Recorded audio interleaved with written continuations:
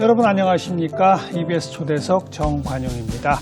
새해가 밝았습니다. 시청자 여러분 새해 복 많이 받으시기 바라고요.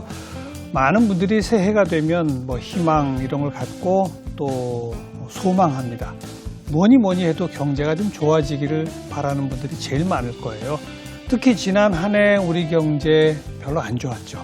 게다가 많은 전문가들이 2020년 더 어려울지 모른다 이런 얘기도 있어서 좀 마음이 뒤숭숭하실 것 같아요. 그래서 오늘 초대석에 KDI 우리 한국개발원 경제정보센터 서중혜 소장 초대해서 2020년 경제 전망도 해보고요. 어떻게 해가야 할지 함께 다짐도 좀 나눠보는 그런 시간 갖겠습니다. 서중혜 소장님 어서 오십시오. 네, 안녕하세요. 초대해 주셔서 감사합니다. 네.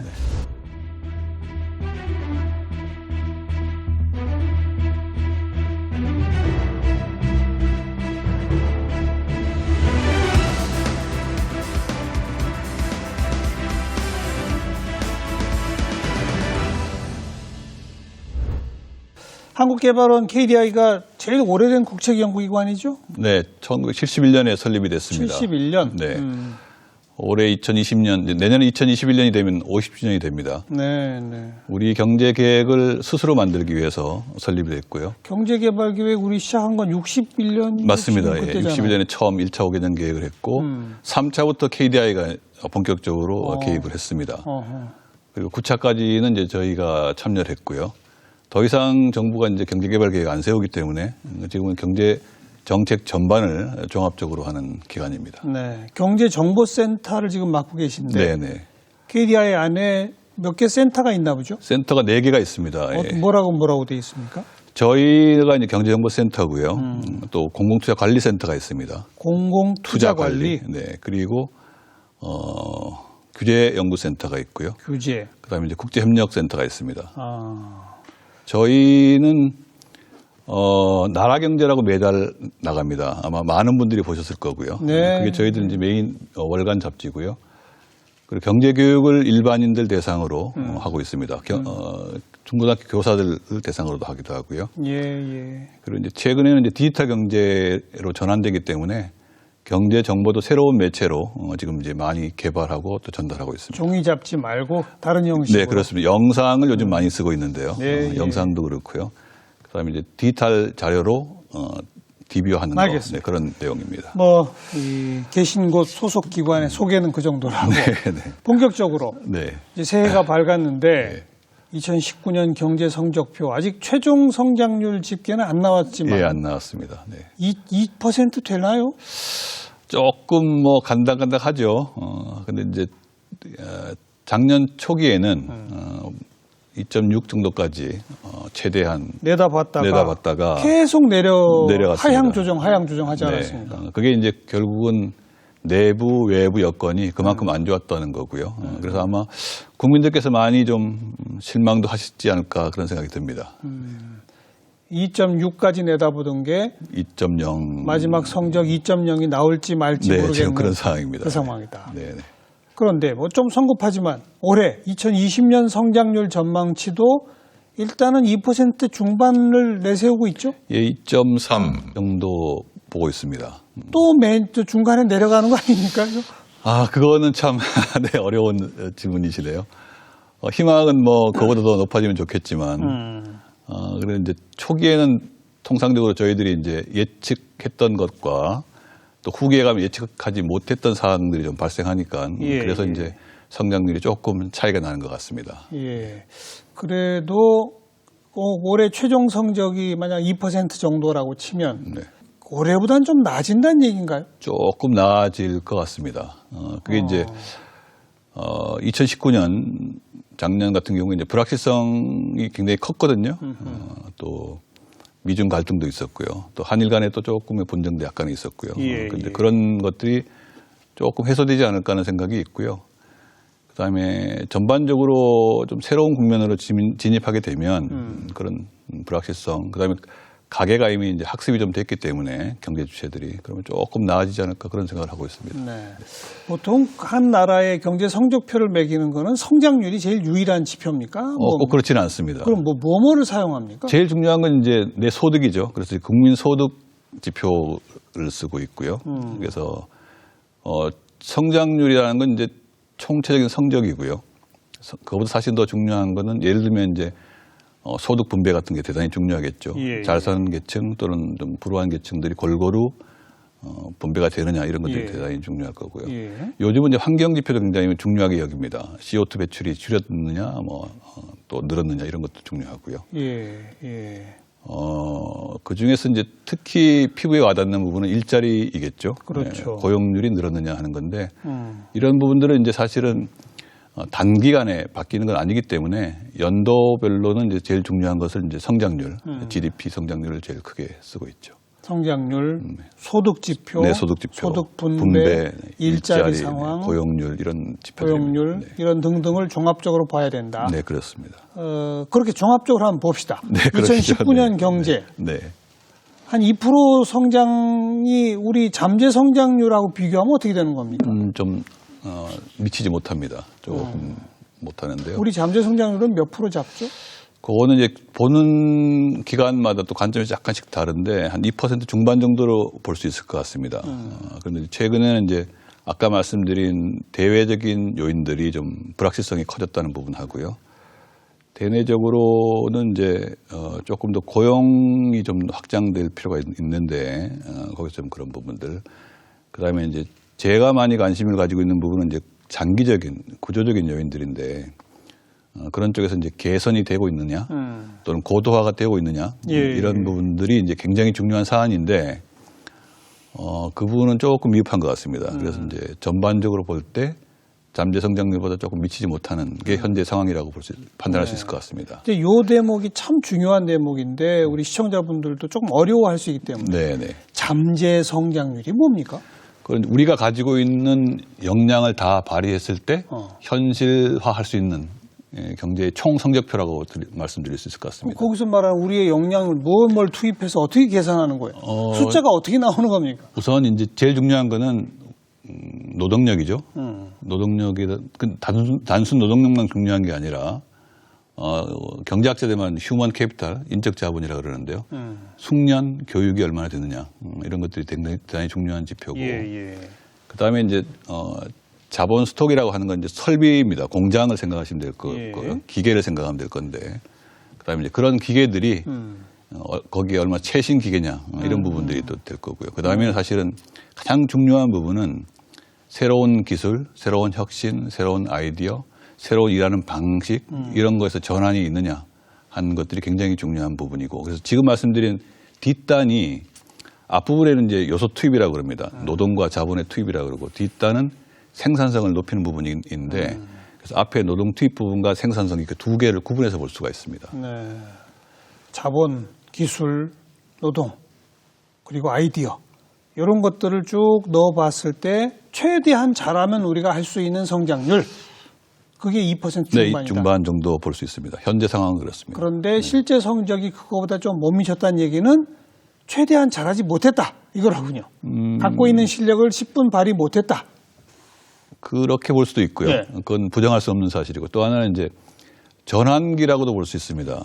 우리가 이제 과거에 경제 활동 방식, 생산 방식, 소비 방식에서 새로운 걸로 이행을 해야 되는데 그 이행이 이제 더디게 이루어지면 잠재 성장률, 잠재력이 이제 다 발휘가 안 되는 거죠. 그렇죠. 그 부분이 사실은 굉장히 중요한 부분이기도 하고요. 저희 KDI나 우리 개인적으로는 그 부분을 굉장히 많이 강조하고 있고 우리가 지속 가능한 성장을 하기 위해서는 그런 전환이 잘 이루어져야 된다라고 이제 늘상 이야기합니다. 네, 그게 이제 구조조정, 혁신, 뭐 아마 이런 얘기를 네, 텐데 그렇습니다. 그건 이제 좀 이따 다시 한번 따져보고요. 네. 조금 더 잠재 성장률 공부를 하면 네. 우리가 7, 80년대 고도 성장기라고 부르는 그 시기에는 우리 잠재 성장률보다 항상 성장률이 높았나요? 높았습니다. 상당 부분 높았는데요. 어허. 그때는 또 다른 요인도 있었습니다. 시장 환경이 굉장히 좋았고요.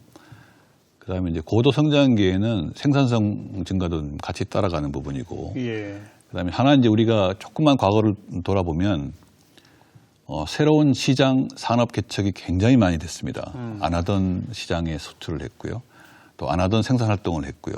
그러다 보니까 이제 그런 것들이 사실은 전반적으로 고도화라는 네. 걸로 나타나거든요. 네. 그래서 이제 또 하나 굉장히 중요한 부분은 발전의 초기 단계에는 외국으로부터 배울 게 굉장히 많아요. 그렇죠. 그래서 그걸 이제 추격 성장이라고 그러거든요. 맞아요. 그래서 추격 성장 시기에는 성장률이 대단히 높습니다. 그 대부분의 개발도상국들이 그렇죠. 성장의 원천은 이제 추격 성장에서 가져오는 부분인데, 근데 우리는 지금 이제 그런 추격 성장기가 끝나가고 있습니다. 예. 그러다 보니 이제 그 효과가 이제 소진돼 버린 거죠. 그러니 전반적으로 과거보다는 이제 성장률이 떨어지는 것은 굉장히 자연스러운 현상이기도 합니다. 네. 어쨌든 고도 성장기는 잠재 성장률보다 항상 높았다. 그런데 이제 IMF 심각한 위기 또 국제 금융 위기 이런 걸 거치고 나서 최근 몇 년을 보면 잠재 성장률보다 조금 떨어지는 밑에 있는 거 아닌가요? 대체로? 현재는 그렇습니다. 성장률. 최근 몇 년은 그렇습니다. 그렇죠. 네, 그건 부정할 수가 없습니다. 다른 나라들하고 비교하면 어때요? 다른 나라들도 주요 선진국들에 비하면 우리 성장률이 결코 낮은 건 아닙니다. 거의 평균 수준에 조금 높거든요. 예. OECD 회원국들을 보면. 예.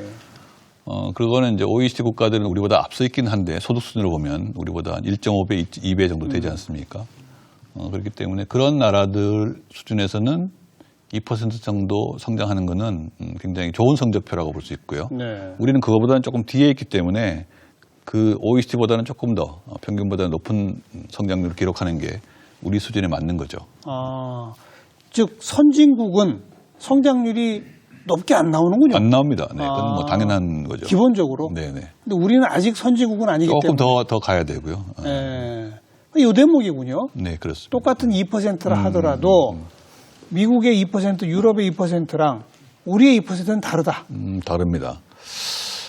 대략 이제 미국을 포함한 우리보다 앞서 있는 국가들의 성장률을 보면 아까 말씀드린 이제 2%라고 했을 때 한 1% 정도는 이제 노동과 자본 투입으로 설명할 수가 있고요. 나머지 절반에 해당하는 1% 정도가 예. 생산성 부분입니다. 그 혁신이기도 하고 새로운 방식이기도 하고 이런 거거든요. 우리는 이제 평균적으로 보면 똑같은 2%를 한다 하더라도 여전히 이제 투입 쪽이 많습니다. 그래서 한 1.5% 정도, 4분의 3 정도는 요소 투입에 의존하고 있고요. 나머지 한 4분의 1 정도가 생산성, 혁신 이런 쪽입니다. 그러니까 똑같은 2%를 한다 하더라도 성장의 내용, 질 측면에서는 우리가 이제 아직 더 학습할, 추격할 여지가 더 많이 있는 거고, 그 점에서 이제 앞으로 조금 더 노력을 더 많이 해야 되지 않나 싶습니다. 거기 사용되는 용어들이 뭐 선진국형 성장, 생산성 성장 네네네. 뭐 이런 말이 쓰입니까? 네, 무슨 그거는 뜻이죠? 그건? 조금 쉽게 말씀드리자면요. 일하는 방식을 바꾸는 거거든요. 똑같이 8시간을 일하더라도 제가 좋은 소프트웨어를 쓴다든가 또는 좋은 방식으로 또 협업이 잘 된다든가 그렇게 되면 훨씬 더 생산성이 높아지잖아요. 더 예. 많은 생산을 할 수 있거든요. 예. 그런데 똑같은 일을 하더라도 그렇지 못하다는 것은 일하는 방식이 잘못됐다거나 어떤 제 작업장 환경이 좀 잘못됐다거나 그런 걸로 볼 수가 있거든요. 그래서 이제 투입 부분과 생산성 부분 두 개로 그냥 구분해 볼 수가 있습니다.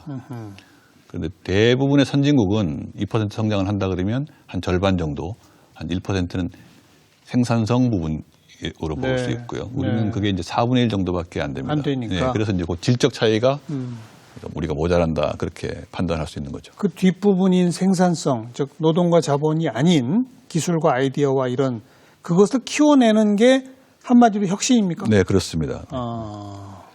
혁신을 이제 그냥 말 그대로 설명을 하면 바꾸는 거죠. 그렇죠. 그러니까 이제 제가 지금까지 해오던 방식에서 새로운 방식으로 또는 지금까지 해오던 기계를 쓰던 걸 좀 새로운 기계로 뭐 그렇게 바꾼다고 하면 그런 것도 다 혁신이거든요. 그래서 이제 과거의 틀을 깨는 거, 기존의 상태를 깨는 걸 혁신이라고 그냥 단순하게 우리가 정의할 수 있는데 혁신이 왜 이제 그렇게 중요하냐 하면 똑같은 투입을 하더라도 더 많은 생산을 가져오는 거고 그렇죠. 질 좋은 성장을 할 수 그렇죠. 있는 부분이거든요. 그래서 이제 혁신이 강조되는 이유는 그겁니다. 네. 게다가 지금 우리 국민 모두가 알다시피 저출산 고령화 현상이 매우 빠른 속도로 진행이 돼가고 있지 않습니까? 그 얘기는 이 투입할 수 있는 요소의 노동 그리고 자본 여기서 그동안에는 좀 그나마 양질의 노동력이 투입되고 뭐 자본이 투입되고 이런 것들이 차지하는 비중이 컸다면 그게 줄어들 거란 얘기 네, 아닙니까? 그렇습니다. 네, 딱 그 상황입니다. 이게 줄어들 거라는 건 눈에 뻔히 보이는 양상이고 그러면 어쩔 수 없이 뒷부분 혁신, 기술 아이디어를 키워야 한다. 네. 그거죠. 그렇습니다. 예를 들면 우리가 이제 3만 불 혹은 4만 불의 소득을 유지를 하려면 어쨌든 경제 활동을 해야 되잖아요. 네, 네. 그 경제 활동을 하는 방식이 일을 더 많이 하는, 근로 시간을 더 많이 늘리는 것도 있고 또 기계나 공장을 더 많이 지어서 하는 부분도 있고 그게 자본의 역할이거든요. 예.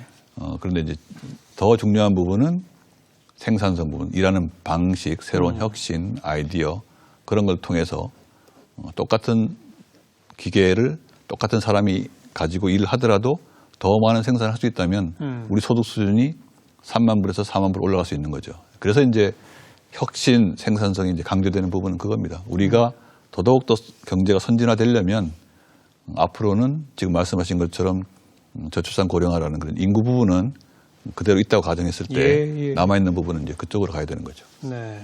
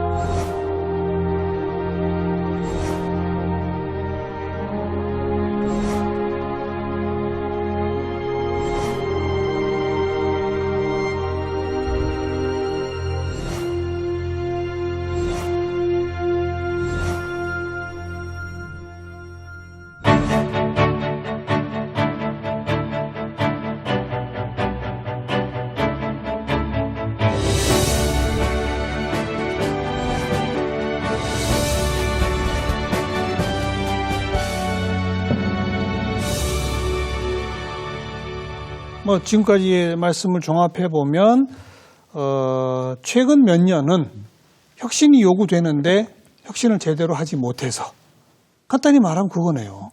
그래서 그렇습니다. 네. 잠재 성장률만큼도 미치지 못하는 상황을 보여왔다. 그 말이고 올해도 크게 다르지 않을 것 같다 이건가요? 이제 올해는 우리가 정기를 마련해야죠. 그래서 이제 제가 혁신을 이야기할 때 혁신 경제를 이야기합니다. 왜 이제 경제를 같이 붙이냐면 혁신은 개인도 혁신을 하는 거예요. 또 작업장에서도 기업 차원에서도 하는 거고요. 근데 우리 경제 시스템 전체를 놓고 봤을 때는 보다 혁신적인 활동을 더 장려할 수가 있는 거죠. 그래서 이제 우리가 혁신 경제로 간다는 거는 혁신 활동이 촉진되도록 제도와 시스템을 고쳐나간다는 거거든요. 그래서 이제 혁신 경제라는 걸 이제 붙여서 썼을 때 우리가 지향하는 방향이 설정이 되는 겁니다. 그래서 이제 올해는 앞으로는 우리가 이제 그런 방향으로 전환하는 그런 시발점이 됐으면 좋겠다는 생각을 가지고 있고요. 그리고 이제 이미 정부도 용어는 혁신 성장이라는 말을 썼지만 혁신 성장이건 혁신 경제건 결국 이제 우리 시스템을 개선하는 거예요. 제도를 새롭게 도입해야 됩니다. 개혁을 해야 됩니다. 기존에 있는 것들을. 그렇게 되면 이제 그 개혁의 효과가 당장은 안 나타나더라도 내년, 호년, 그 다음 세대에 계속 이어지는 부분이기 때문에 그렇게 되면 이제 우리가 고도 성장 또 고소득이 가능한 거죠. 그래서 이제 경제 전체로서 혁신을 이야기할 때는 제도와 시스템 개혁이 대단히 중요하게 되는 거죠. 그래서 올해는 희망하기는 그런 힘찬 출발에 우리 좀 더 많았으면 좋겠다. 그런 생각을 가지고 있습니다. 아니 문재인 정부도 경제의 3대 축이 소득주도 성장, 공정경제 그리고 혁신성장입니다. 그 전 박근혜 정부 때는 창조경제를 내세워서 역시 그때도 혁신을 강조했어요. 그죠? 네, 그렇습니다. 그러면 뭐 가까이 그것만 봐도 지난 한 10여 년 우리는 매해 혁신을 외쳐는 왔습니다. 네. 근데 안 됐다는 거죠. 미진했죠. 미진했다는 거죠. 네, 그렇습니다. 문재인 정부의 지난 절반도 3대 경제 축의 하나인 혁신성장 부분은 미진했다고 보시는 거죠. 예, 미진했습니다. 정권에 따라서 용어는 다르지만 강조점은 똑같다고 생각합니다. 네. 우리가 앞에서 말씀드린 이제 요소 투입의 한계, 또 이제 추격 성장의 한계를 극복해서 선진 경제로 우리가 이행을 하려면 혁신, 생산성 이 중요한 거거든요. 그걸 이제 창조 경제라고도 할 수 있는 거고 혁신 경제라고도 할 수 있는 거고 그러니까요. 혁신 성장을 할 수 있는데 제가 보는 관점은 큰 제도 변화, 시스템 구축입니다.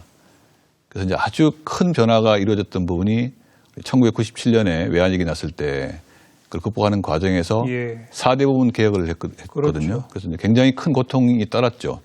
파산도 하기도 하고 가장이 삶을 버리기도 하고 그런 비극적인 상황도 있었지만 4대 부분이 기업, 노동, 금융, 공공 부분 이렇게 공공까지. 네 부분이었습니다. 사실은 전부 다예요. 다입니다. 예, 다인데 뭐 아주 잘된 부분도 있고요. 좀 미의진한 부분도 있지만 예. 국가 전체로 국민들이 위기 의식을 공유를 했기 때문에 그래서 우리 시스템을 그렇게 바꿔 나간 거죠. 그래서 97년에 외환위기를 극복하면서 굉장히 빨리 했고 그리고 그 이후에 그 덕분에 우리가 그래도 세계 금융위기가 왔을 때 네. 우리는 그런 큰 어려움을 없이 나간 거는 충격이 다른 나라보다 좀 훨씬 적었죠. 적었습니다. 그건 네. 그 이전에 우리가 그런 개혁 조치를 했기 때문에 예. 미리 예방주사를 맞은 거죠. 예. 그래서 근데 조금 더 시계를 이렇게 넓혀보면 그 이후에 그러면 그런 큰 개혁이 있었느냐 찾기 굉장히 어렵지 않습니까? 네. 그래서 이제 저는 2008년 금융위기 때도 사실 별로 못했습니다. 빨리 극복했다고만 했지 못했습니다. 개혁은 없었어요. 네, 없었습니다. 예. 그래서 이제 초점은 그 부분에 있는 건데요. 용어는 다르지만 표방하는 거는 다 내용은 같았는데 그럼에도 실질적인 개혁을 그렇게 하지 못한 거예요.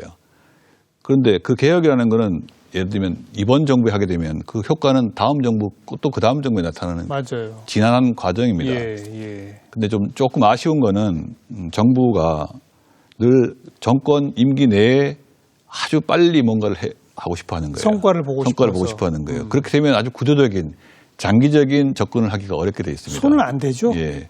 그러다 보니 이제 제가 보기에는 외환위기 때 이후에는 그런 큰 장기적인 시계를 가지고 우리가 개혁 조치를 하지 못했지 않느냐. 그래서 제가 이제 외환위기 이후 최근 10년은 외환위기 때 10년은 이제 그동안 외환위기 때 개혁한 걸로 이제 좀 효과를 봤어요. 네.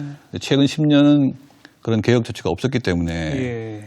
근데 그게 대단히 재밌는 부분이 이제 경제학자로서 분석을 해보면 최근 한 10년은 생산성, 혁신 효과가 별로 없는 걸로 나타납니다. 경제 전체로 보면. 그래서 저는 이제 그거를 최근에 한 10년 정도를 혁신 없는 저성장 시대를 우리가 네. 살아왔다. 네. 이렇게 이야기하는 거고요. 네. 그 원인은 너무나 단기적인 임기 내에 하려는 그런 거에 매몰되고 구조적이고 장기적인 건 가져가지 못했다. 저는 그렇게 보고 있는 겁니다. 네. 근데 말이 좋아서 혁신이고 개혁이죠. IMF 때 지금 4대 부문 말씀하셨는데 피부로 와닿는 용어로 바꿔 말하면 기업 상당수가 문을 닫은 거고요. 그랬습니다. 네. 금융